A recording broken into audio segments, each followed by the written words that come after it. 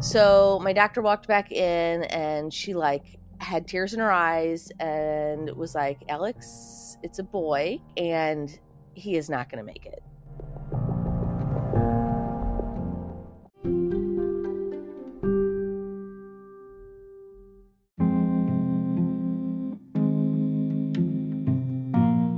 Welcome back to A Fresh Story.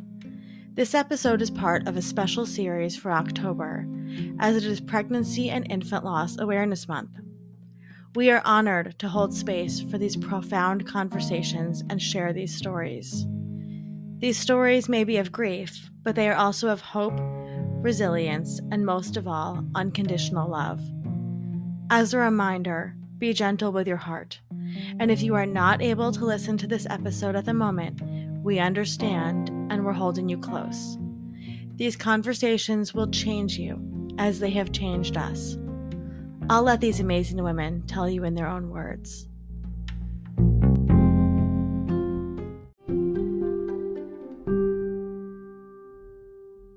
Alex Mooney is an award-winning photographer in St. Louis, Missouri. 10 years ago, I was sitting on the floor of my little boy's room. I think he was about 1. And I desperately wanted somebody to talk to. I flipped open Instagram and literally searched the hashtag boy moms or something like that, and Alex Mooney's face popped up. She was a stranger. She was just somebody on Instagram, and I had no idea how much she would change my life. Over the last decade, Alex and I have been through a lot together. She helped me through my divorce, and I learned so much from her, watching her walk through hell when she lost her child. When we decided to put the series together for October, being Pregnancy and Infant Loss Awareness Month, I immediately turned to Alex for her consult and her direction. Not only is Alex an award-winning photographer, but she's an award-winning birth photographer.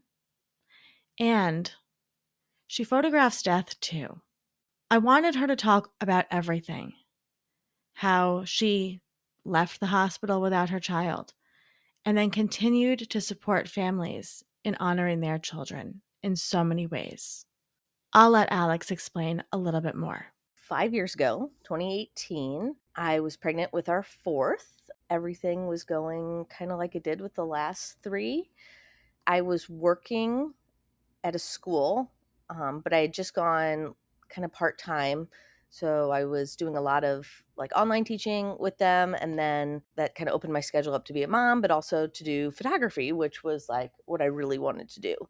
And at the start of that school year, I think I knew I'm done teaching after this, but I was like, I'll write it out and, I don't want to leave them in the lurch.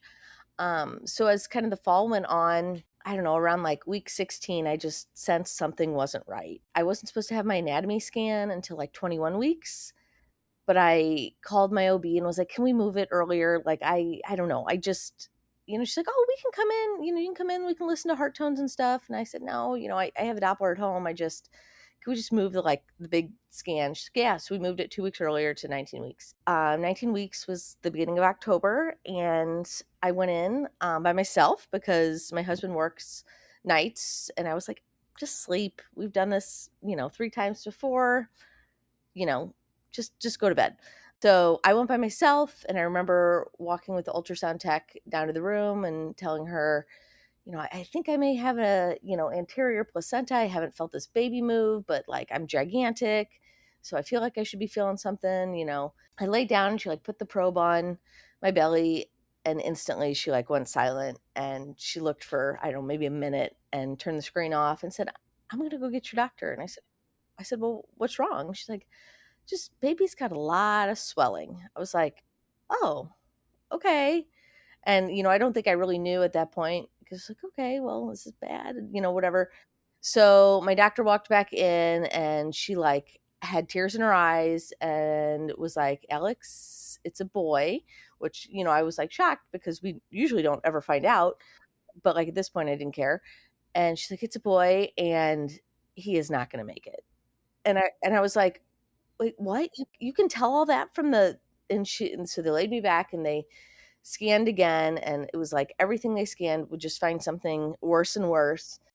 I don't even think I considered this as a possibility because I don't know. I feel like I had 3 easy pregnancies prior, and was totally naive to the fact that anything bad could happen. And I knew that that happened to people, but I don't know. You back then and even now, like, you don't hear about people talking about loss a lot, and so I guess you live in this bubble where you think, well, it didn't really happen that much, so we should be fine. Or you think like, oh, you heard the heartbeat, the first ultrasound, so there's only a 5% chance of loss after that. So you don't realize there are a ton of things that can go wrong. So I'm like freaking out, and my doctor's like, well, where's Mike? And I said, well, he's at home sleeping. I said, can you call him? So she called him and woke him up, and he, I think, was stunned. She didn't tell him much, but was like, you need to get here. So we went back to her office, and I just kind of sat there like not knowing what to think. And she's like, we're gonna try to get you in upstairs, which they're like, there was like a MFM team, in the, her offices in the hospital. So and one of the upstairs offices was like MFM, one of the MFM teams they work with. And she's like, we're going to see if we can get you in right now.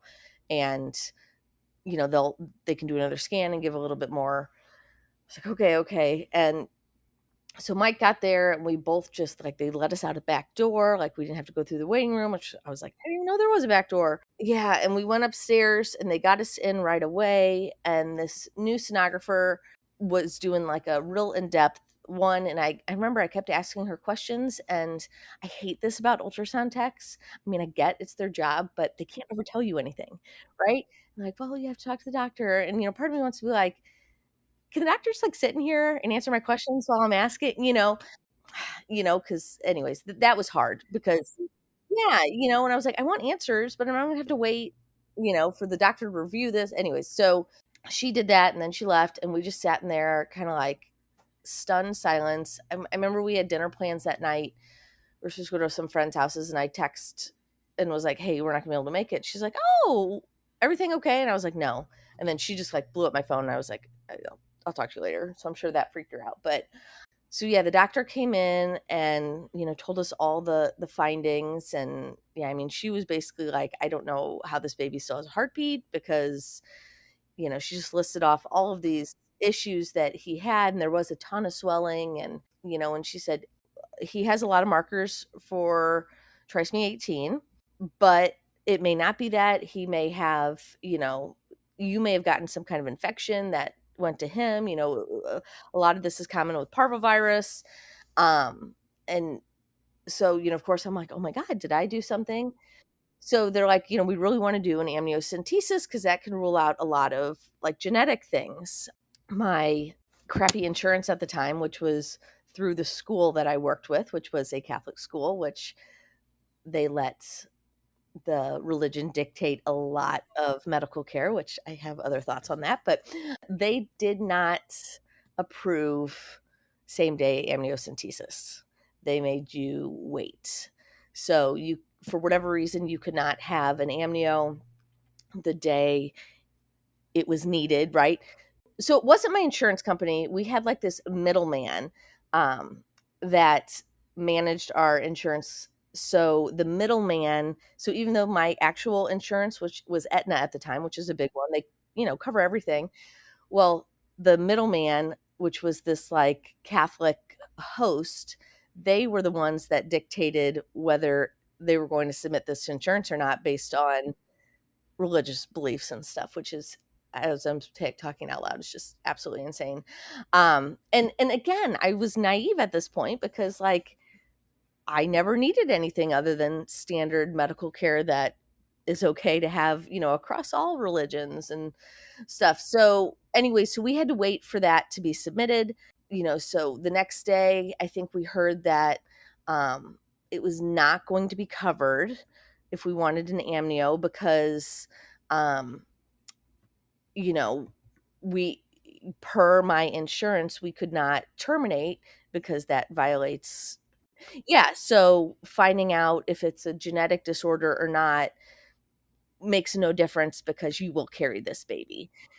Which again, like, not anything I would have ever even thought of before, but then, it was such a gut punch because I'm like, well, that's not your choice to make. That's mine. That was, a factor too, was that, well, she's fine, and the baby's alive. So we went ahead and still did the amnio. We paid out of pocket for it. I think it was like, gosh, I don't know, $1,000 maybe more. I don't remember. I was so angry at the time. We wanted to see like the genetic counselor and such, which I think that was covered because that was just like chatting. I was almost 20 weeks at this time. I remember my doctor saying, well, you have up to 24 weeks in Missouri to terminate if you want to electively do that. And of course, this was 5 years ago. Now in Missouri, you can't. Like, it's insane to me that if someone today was in my position, they weren't even given that option, right? I was like, oh my gosh, my head was spinning, and we, of course, our personal choice. Other people may have different ones, and that's fine. That's their choice, and that's what I like about the time we were in, was that we had a choice, right? But yeah, but we were like, no, we'll continue to to go on with this, and maybe there's something that can do or whatever. And a big part of the factor for me was, regardless of if I terminated it or not, I was having a C-section to deliver this baby. I had had 3 prior C-sections. This baby was measuring 10 plus weeks ahead. There was no way this baby was coming out any other way than by cesarean. So even if I did choose to terminate, I would have had to have a C-section for that. That played a factor too. I was like, well, I'm going to have to deliver this baby the same way regardless. So we were, and we really thought like we wanted to exhaust all possible options and see, maybe something would change. So the MFM group that I was sent to from my OB's office, we didn't actually stay with because they don't deliver at the hospital that I was at. They deliver at a big one in downtown St. Louis. And that one is the one that does terminations. I did not, since, we weren't terminating, and my insurance would have dropped me had we chose to do that. So we would have had to pay out of pocket, which again is another factor that went into this, which is again insane about. But we said, no, we can't deliver down at that hospital because I don't want anything to be accidentally coded wrong that it was a termination, because my insurance will drop me. And so we switched to a new MFM at the hospital I was at, and he was like the in-house MFM, and he delivered at that hospital, which was good because then my doctor said, she would be there too. So then, we switched to him, and he had a different kind of look on the ultrasounds and stuff, and thought we would have a lot longer than we actually did. He's like, you will not take this baby home. This baby likely will not be born alive. It's just, we don't know when. And if he is born alive, you will have probably minutes with him. So, it was just so much going on, and we got all the genetic testing back, and it was all, we did the very, very extensive stuff, which again, we had to pay out of pocket for. But he was perfect. Like, genetically, on paper, he was perfect. There was nothing wrong with him. He was just like, you and me. Like, everything was, all the chromosomes were there, right? And there was nothing wrong with any of them. That was like a gut punch, because it's like, oh my gosh, had we did that early, genetic testing that they offer, which we always declined, like at, 10 weeks or whatever, we would have gotten the results back that we were having a healthy baby. And, it's just, that doesn't mean, I know now that it's like, well, that doesn't necessarily mean anything. So then they ran like a, infection panel and stuff on me to see if like maybe it was this parvovirus or something that I had contracted that went to the baby. And no, I came back immune to that. So I had already had it previously. So that wasn't it. It was, we did not know. And it was killing me because I'm like, okay, did I do something? Did I take something? Was I exposed to something that harmed this baby? And I remember I was really sick early on in my pregnancy with like a lot of allergy and different stuff. So I was taking a bunch of medicine that was, supposedly safe for pregnancy, but I'm like, but was it? So I knew, I was like, okay, we definitely, whenever, you know, we have him, and if he passes, we'll have to do an autopsy because we want to find out if possible. I mean, it's not going to bring him back, but maybe give a little bit of closure. After, we had found out all about this in early October, it was just devastating because we had 3 kids at home who were expecting a sibling, and At this point in the interview, I paused Alex for a second and reminded her that Clark's pregnancy announcement she had posted online had gone incredibly viral. Like it was all over the internet for a long time and still is. When I reminded her of this, a smile came across her face. yeah, it did. It did. It's still, I'll see it pop up on, like BuzzFeed and like Pinterest and stuff. Every once in a while, and it always just makes me smile because it was a very creative one. Our kids were all 3 kids were holding signs that says we're getting a brother, a new baby brother or sister, and then the other kid had a sign that says, and we have no idea because we can't read.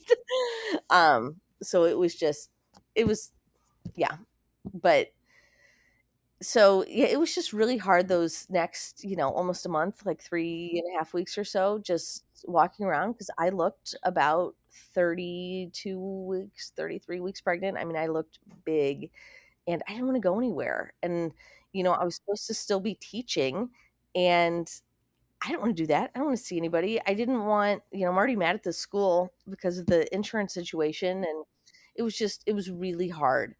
And then one weekend, I remember right before I went to bed, I was like crazy itchy on my hands and feet. And one of my friends had just had a baby and had the cholestasis. I was like, oh my gosh, am I developing this? And I'm like, well, that's usually a third trimester thing. I'm only in the second, but I'm like, but I'm measuring so big, is my uterus thinking like I'm further along? And I text my OB the next morning, which was a Sunday, like super early, like 6:30. I was like, I'm sorry to wake you up, but like I'm dying. Like I'm so itchy. I can't, she's like, oh, no big deal. She's like, go into labor and delivery. I'll call over there and we'll have them draw labs for that, and we'll see, what's going on. So Mike and I went to labor and delivery, and, they sat down and tried to find the heartbeat with like just the thing they put on your belly, like when you're in labor. And she's like, oh, I can't find it.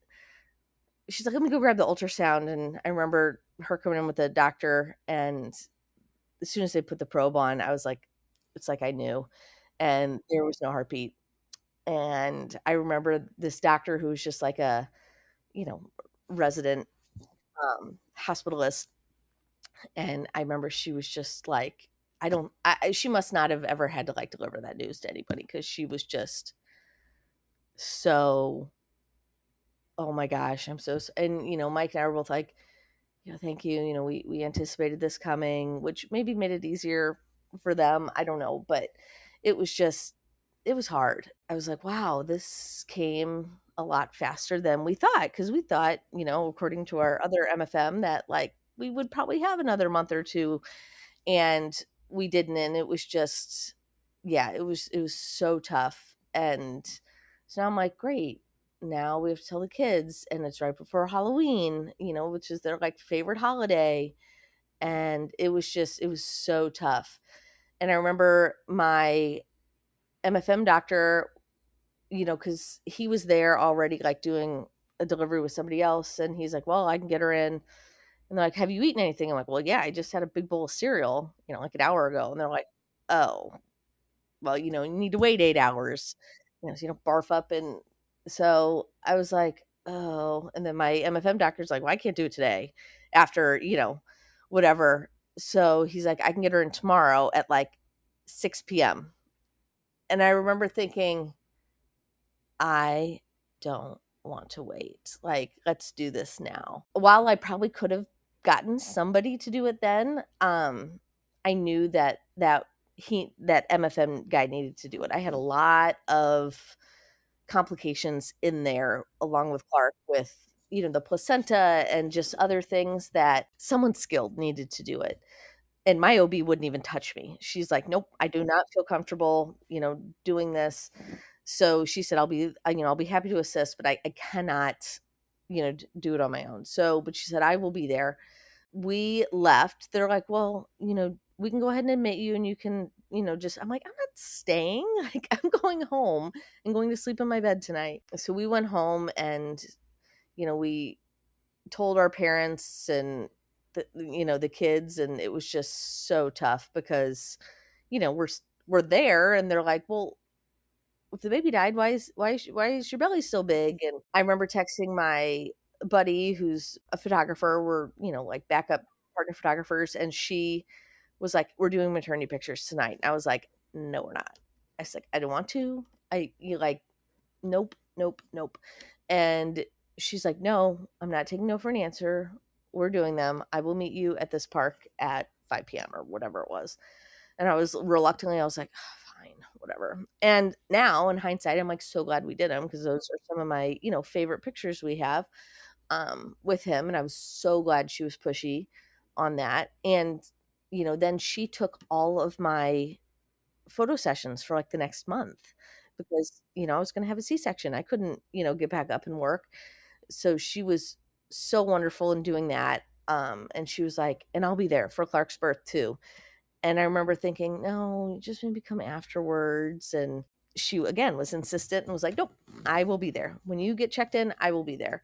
Which again, I'm so appreciative of that because she is not someone that handles loss well, meaning she doesn't photograph, bereavement sessions or anything like that. She has a hard time handling that situation, which I appreciate, but she put all that aside for me.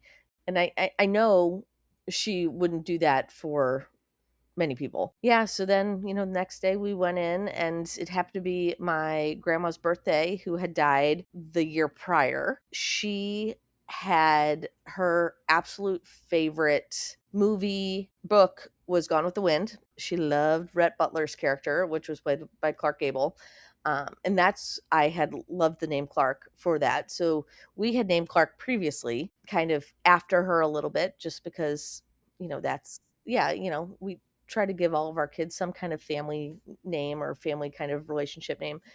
And then the fact that he was going to be born on her birthday, I was like, oh, wow, like of all the dates, like that's crazy. And, it was comforting to know that she loved babies so much that he got to go snuggle with her right away and on her birthday. And anyway, so that, was comforting to have. Yeah, I mean, we went in and I still remember it was like C-section was surreal because I'd done the C-section before 3 times and it was like happy and joyous and you could hear a pin drop in that OR and it was, yeah, and I didn't even know what, yeah, and I didn't know what to expect and there, had units of blood in there and I had multiple IVs in and they were talking about having to make a vertical incision because of just where everything was. And fortunately everything went better than anybody was anticipating. But yeah, it was really, really tough. And then when we got out of the OR, we had the kids come up and meet him, which is something I've seen go back and forth with families that I photograph, that some are like, yes, I have to bring my kids, big siblings, whatever. They have to meet this baby. And then some are like, absolutely not. I don't want them to see this baby like this or anything. And, it's just, I don't know. I tell people all the time, I said, you never regret having the pictures taken. You only regret not doing it. And I've heard from many people over the years, "Oh, thank you for the photos. Like, I wish I would have had my son come, or I wish I would have had my daughter come," or but when you're in that moment, it's like it's so difficult. And then again, you don't want to be super pushy to people to be like, "Hey, you should do it." Um, but at least if they don't bring their, kids up, they have photos, which is more than some people don't even take those. So, I wanted the kids to come up. Mike did too. Wanted the kids to come up, and the grandparents came up, and um, yeah, it was good, and our kids still to this day, 5 years later, the three big ones still talk about it, and Patrick always, our oldest, always includes Clark in everything. He had to do something for school, and he said, "I have two brothers and two sisters." It's like, you do. Um, so yeah, it was just it was a lot, and just all of a sudden now I wasn't pregnant, and I had a baby that I'm leaving the hospital without, and now I have to navigate this whole path of something I never thought would happen, but now did, and I'm part of this club where you leave the hospital empty-handed, and it's just, yeah, it was really, it was a really tough time, and yeah, it just, that was, losing him was the catalyst for a lot of things to come, which, I'm so appreciative of him for that, because he pushed me to do things and to make big leaps and fresh starts and stuff like that, that I don't think I would have done had he not come along. One of the major life changes that came from Clark's passing was the decision to change her career. A lack of support from her workplace after Clark's death was the impetus for this major change. Alex explained more about the lack of support and her decision to leave teaching and pursue her dream of becoming a professional photographer. And I wrote a lot about this, but the thing that still sticks out is the silence from people. And there's so many people out there that don't want to talk about things that are uncomfortable, which I get it. It's hard, but those things are part of life, and difficult things happen. And to just shut down and not say anything is infinitely worse than, try saying something, and for fear that you're going to say the wrong thing.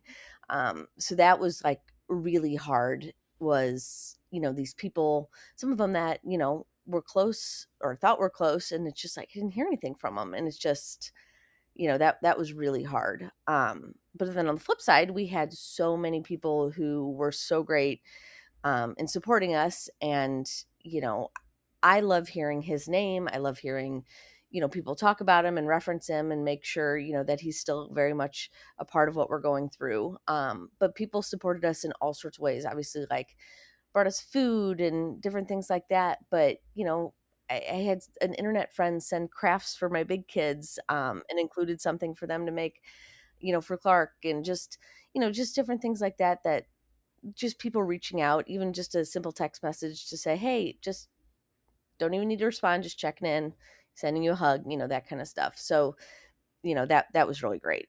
I was teaching at the time. I was like part-time teaching, so mostly online classes, but I would have to go in every once in a while. And, after we lost Clark, it was like radio silence from my job, which was wild because I was very open about it, right? And I was friends with a lot of people I worked with, on Facebook, but like I didn't even get an email or anything that was like, and I remember reaching out to our HR person and being like, "Hey, I just had a C-section. Like, I need some time off." Like, and she didn't respond. And I remember being like 2 days post-op, still at the hospital grading papers because this person hadn't gotten back to me, and no one had like sent a formal announcement out about this at school. And I felt weird that, like, why should I have to do this? Like, I don't know. I feel like the principal should do it. And it went on for weeks. No one reached out. No one. And in the meantime, I'm seeing these emails go through about like, pray for so and so's mother who's fighting cancer, or congratulations, so and so, on your new baby, or we're having a prayer service for this. And I'm like, what the? Like nothing. Like flowers, maybe? I thought employers would send flowers. Nothing. Nothing. And my friend who retired the year before, I was talking to her a lot about this, and she was just like appalled. So finally, after like 3 weeks, she called the assistant principal and was like, "You guys effed up." And So then, like, the phone calls started coming from these people, but I was so mad at the situation and just how they, like, just didn't care, it seemed, that I didn't answer them. And, it was just, one of the teachers there decided to use one of the pieces I wrote in his creative writing class to, like, talk about how, there's a line where you shouldn't cross, and I crossed it with putting too much of your life out there and stuff like that, which I'm like, "What are I mean, it was nuts, and then couple that with the insurance because I was working in a Catholic school, couple that with the insurance being a nightmare in handling all this and, charging us and not covering stuff. It was too much to handle, and, I felt like I was grieving, but also that grief was being overshadowed by just this absolute anger and rage from this job, and, I think I did type out everything that happened, just to have yeah, but I quit mid-year, like, mid-semester, was like, basically, "Screw you guys. This is how you treat somebody? Like, I don't think so. You can find somebody else to do my job." At the very least, workplaces need to have a policy not only for maternity and paternity leave, but, like, maternity leave, paternity leave after loss. So many of them are like, "Well, you can have 2 days," and it's like, "What?" Like, I just had surgery, and it's just bananas that they don't have that a lot of these companies are just, like, in the dark, and again, I think it goes back to the fact that it's like, we don't talk about it, it doesn't happen, and staying silent on it. So companies totally need to have that kinda built in, to their whatever their leave schedule is. Companies need to have, like, a dedicated person who takes charge of when bad stuff happens, whether it's a parent dying or your child or whatever that, okay, we're gonna send flowers, we're gonna send a card, we're gonna have everybody like we're gonna send a gift card or DoorDash.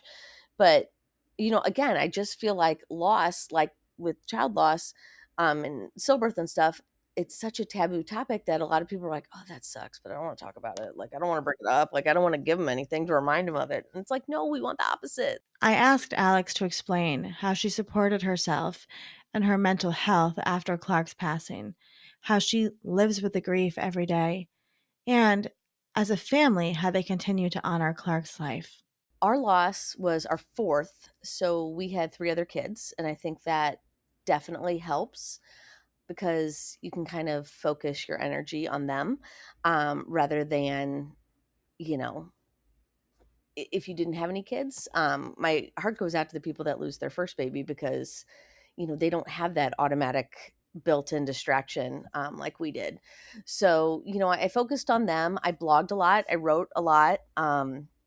Which was like writing has always kind of been therapeutic for me. So writing kind of helped, get my thoughts and feelings out and just kind of shared my story. And I feel like that kind of helped, keep going and connect with people and such like that.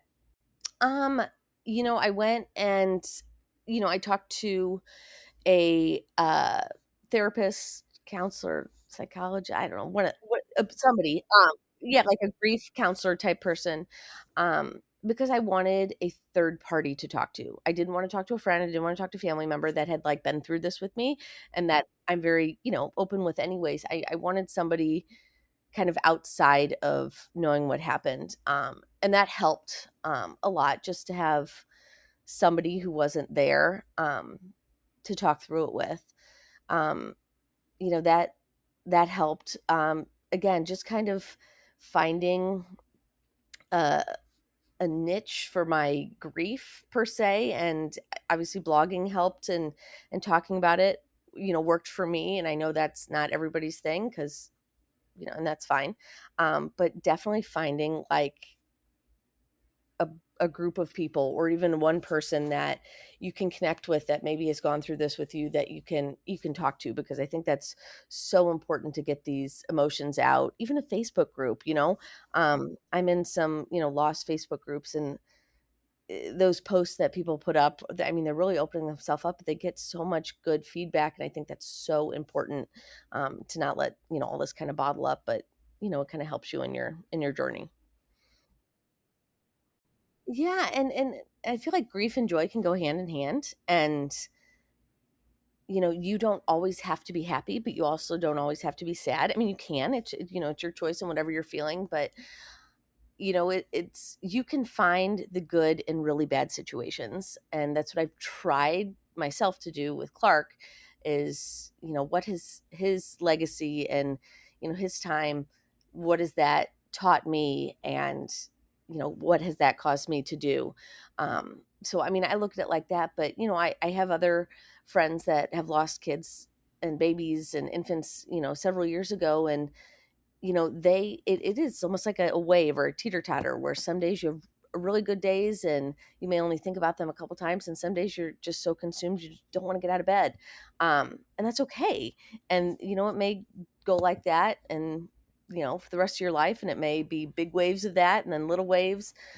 But I think it's important that people realize that you can grieve but also be happy, and you can be happy but also grieve. Like it's not one or the other. Yeah, I mean, it's obviously a little different because he's not actually physically here, but we spend a lot of time talking about him, and you know, always making sure the kids are so good with this, but that like he's a part of everything we do. So whether it's family photos, we make sure to bring his bear, bedtime stories, just different things. We always, integrate him into it, which is so good. And then, I like I said, I love hearing his name, and I try to do things even though we're, close to 5 years out from his birth, to kind of keep his legacy and stuff alive. So, I do um not a giveaway, but like I do like special photography sessions and such, for his birthday, and then the proceeds go, the money that I make, I don't I you know I then do something with it in his honor. I bought these like carrying cradles, which are kind of like cuddle cots. They're basically like open refrigerator bassinets to kind of keep babies cool, but that they can stay in the room with the families for people who've experienced loss or stillbirth. So I've, purchased two of those for the hospital I delivered, in his honor, and, just different things like that, just to kind of keep, him alive. And it does take up energy because, obviously I have to sit and think about all this stuff. Um, but it's just a different way of, spending time with him versus in person with my other kids. I wanted to know more about bereavement photography, especially when it came to infant loss, and why she is so passionate about what she does and how she supports families. Back before I was even pregnant with Clark, I got this contract, at one of our local hospitals here to be their birth photographer. And with that, I also said I would do bereavement photography, which I'd done a few sessions, here and there for, friends that, couldn't find anybody, through like Now I Lay Me Down to Sleep, or we have another organization here called On Angel's Wings. Um, that those are great, but they don't always have somebody available. So I would go cover.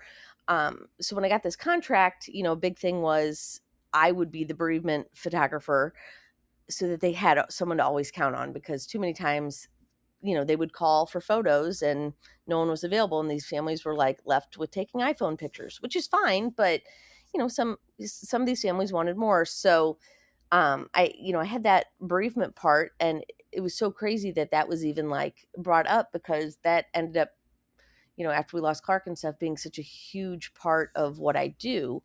I shoot births and babies and families, but then, I do also shoot losses, and some of those I shoot the actual birth. Some of them it's, I come afterwards. Some it's like a mix, but I capture about 2 to 3 of those a month, which is a lot.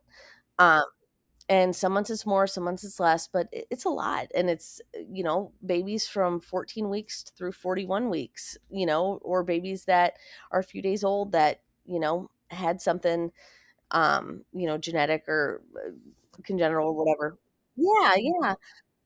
So, yeah, and it's, what a big part of what Clark taught me is the importance of pictures, and how they can really give us a snapshot of that memory that, we think we may always remember, but we don't. And, all these majority of things that I shoot is you can't go back and do them over, right? You can't, and the nice thing about pictures now, especially they're digital, it's like, okay, you can take the photos, but if you're not ready to look at them, you don't have to, but you have them in case you are.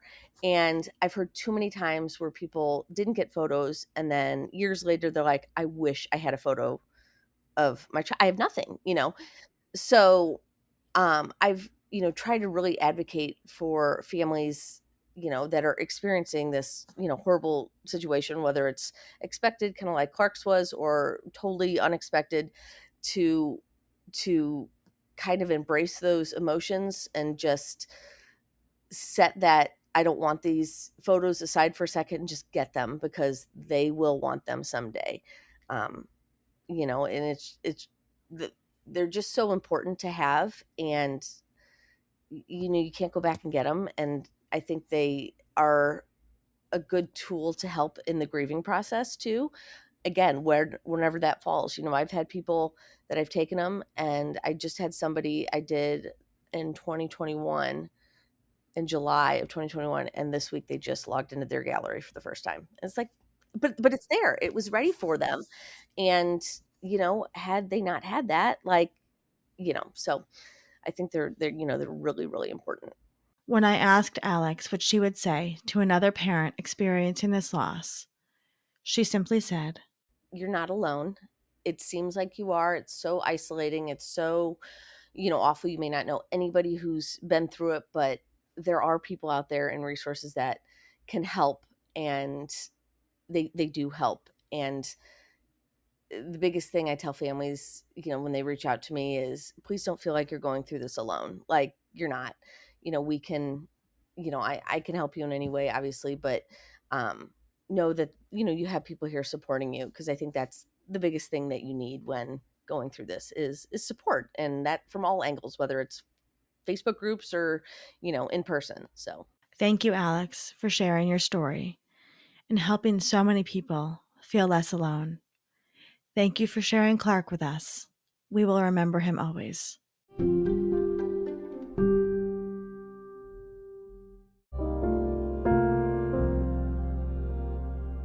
A Fresh Story is produced by Fresh Starts Registry.